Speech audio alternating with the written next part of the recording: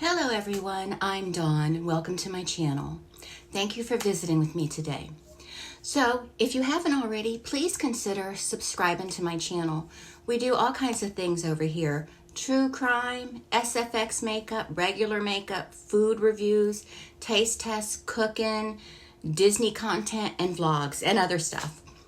In this video, we're going to discuss the Jenn Soto case again, particularly part of a police interview from February 28th, I believe, with her mom, Jenn Soto.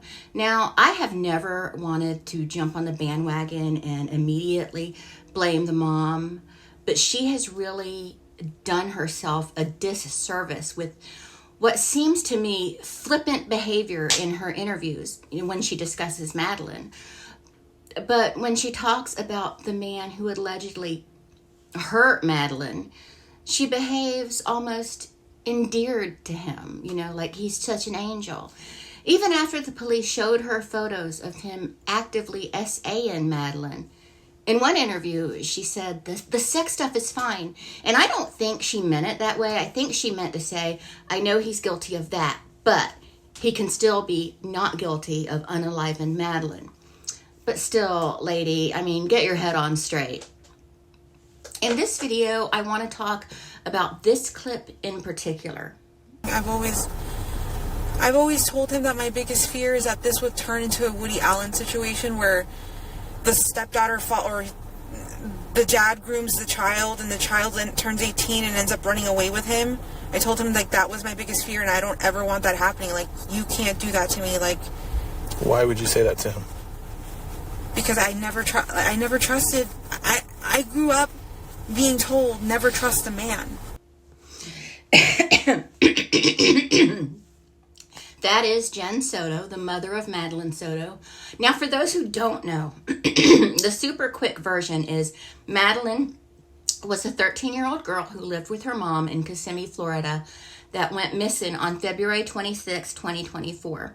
A day or two later, her mom's boyfriend, Stephen Stearns, was arrested for CSAM found on his phone victimizing Madeline. Now, for those who don't know what CSAM is, it is child sexual abuse material. A few days after that, on March 1st, Madeline's body was found, and in addition to 60 CSAM-related charges filed earlier, he is also charged with Madeline's unaliving in late April. Now, allow me to play this clip for you again, because I don't know, I just find it shocking, and I want to make sure you remember it from the first time I showed you. He's never said anything to you or anything about it?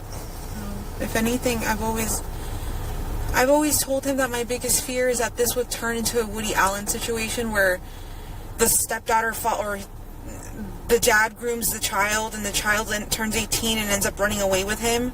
I told him that was my biggest fear and I don't ever want that happening. You can't do that to me. Why would you say that to him? Because I never trusted. I grew up being told never trust a man. My mom put that in my body, never trust a man. And I did not completely 100% trust the man, but in my the logic in my head was saying, he's been in your life for 7 years, nothing's happened, he hasn't shown you anything that he's weird, or that he's done or that he's interested in her, or said anything about her body, or talked to her about her in any specific way that creeped me out. He's never said anything like that or shown me. This woman is dim. Her greatest fear is a Woody Allen situation, which kind of sounds like she's saying she would feel cheated on, not that she would be upset that this man could do this to her child. That's her greatest fear, not her child being SA'd and unalived by someone she loved and trusted. And that's sort of how she seems to be treating this situation just by how she behaves in these police interviews, that she feels betrayed, cheated on.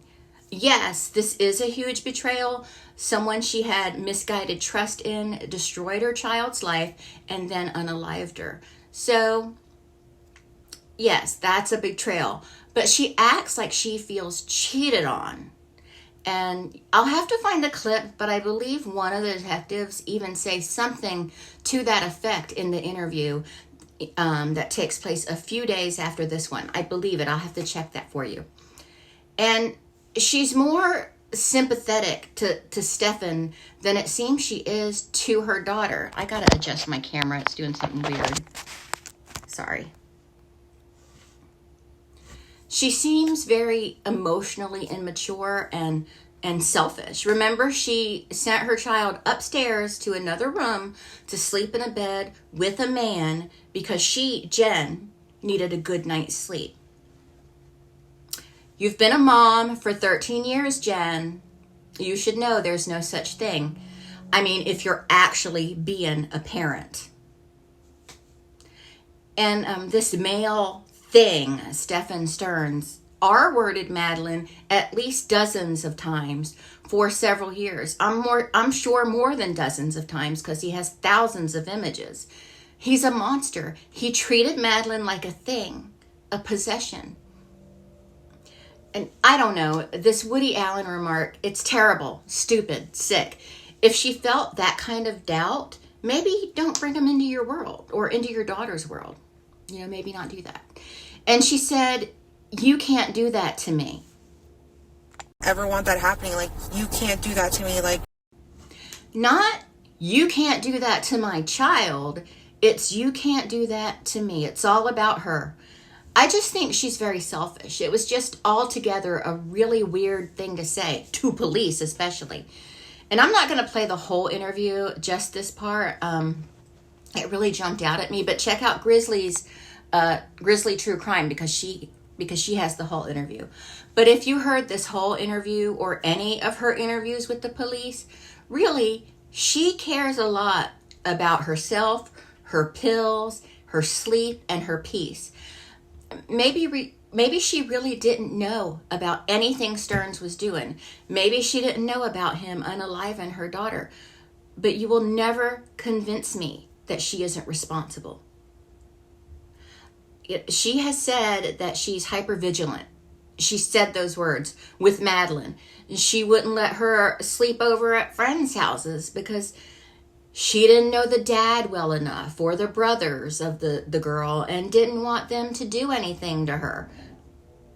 Meanwhile, the most unsafe place for Madeline, I drooled, was her own home. She was so hyper-vigilant, but she couldn't protect her child in her own home. She really just gifted her to him, and by letting him sleep alone in a bed with her, in his sick mind, it sounded like permission to do whatever he wanted, and he did. And she has said that he gets whatever he wants. He has no job and no money, but he was always getting packages and new toys. His little cards and Yamagachis or whatever. He's spoiled and literally felt like anything he wanted was his for the taking. And he literally did take whatever he wanted. And she has also said that she was home all the time if she wasn't working. How could she not know or at least suspect this man was doing something unless she was just turning a blind eye to it, being lazy, ignoring it? And she also says this about not trusting men. Why would you say that to him? Because I never trusted. I grew up being told never trust a man. My mom put that in my body. Never trust a man. And like, I did not completely 100% trust the man, but in my, like, the logic in my head was saying, you know, he's been in your life for 7 years, nothing's happened, he hasn't shown you anything that he's weird, or that he's done any, or that he's interested in her, or said anything about her body, or talked to her about her in any specific way that, like, creeped me out. He's never said anything like that, or shown me. So her mom raised her to not trust men, but isn't even a little suspicious of the last man that saw Madeline alive. It didn't occur to her to question him, not at all. Especially when he was so worried about his phone and he wanted his phone back. You know, why do you want your phone back, Stefan? Is there something on it that you don't want the police to see? Interesting that he would be fighting so hard for his phone. Even after the police show a picture of him with his in Madeline's mouth, she tells his dad he needs to get him an attorney. She still protected him. She's protecting Stearns. I think I'm speaking for most parents, and correct me if I'm wrong, when I say, no, I will be the one in need of an attorney because I'm going through the jail walls to get to this worm. My child is gone. I have nothing else to live for. I'm going on a tear. They would need to tackle me. But according to the police, she didn't do anything criminal. But she's still responsible. Even if they didn't find her criminally responsible, she is responsible for what happened to Madeline. That's her most important job, was to protect Madeline. And she failed her for years. And I know blaming the mom in these situations is kind of the it thing to do. And I don't always agree with that practice. But in this case, she definitely failed her child. I've tried to give her grace. But after listening to her various police interviews, it's difficult. It's very difficult to give that grace anymore. Now, I'm sure when she has time to reflect, she does feel guilt. I'm sure of it. Maybe, I guess. But we don't know how she feels now or ever, and we can't pretend. I really wonder if she's looked back at some of the stupid things she has said in her police interviews. You know, her behavior has been, in my opinion, very questionable. Maybe not criminal, but questionable for sure. We know she lied to the police in the beginning, and in her follow-up interviews, they do still have doubts about her and what she knows. But it does seem like she still wanted to protect Stearns. And even after being shown pictures, and she only refers to it as sex. She wouldn't, or sex stuff. She wouldn't call it what it really is. She still wanted to believe he didn't hurt her, and he hurt her for years. So she was afraid of the Woody Allen situation. This is so much worse. But the way she said that, it's almost like she really does look at it as a Woody Allen situation. You weren't cheated on, Jen. Your daughter was severely victimized for years by a spoiled, entitled man-child and then unalived by him. As far as Stearns and trial dates, he is set for a status hearing on October 14th, and I'm sure he'll be a no-show because he is a coward. And and the status hearing is for all charges, so it's for the 60 CSAM charges and the unaliving of Madeline. Now, I heard a bit of a rumor that they want to change a venue to Jacksonville. I don't think that's the case. I haven't seen anything official about it, and even if there was to be a change of venue, it would likely be closer to the Kissimmee area. But I've not seen any official report stating any of that. But I really don't think a change of venue would happen and come to Jacksonville. But that's it for this video. I'm going to leave you with that clip one last time, and I will talk to everyone later. Bye. He's never said anything to you or anything about it. If anything, I've always told him that my biggest fear is that this would turn into a Woody Allen situation where the stepdaughter or the dad grooms the child and the child turns 18 and ends up running away with him. I told him that was my biggest fear, and I don't ever want that happening. You can't do that to me.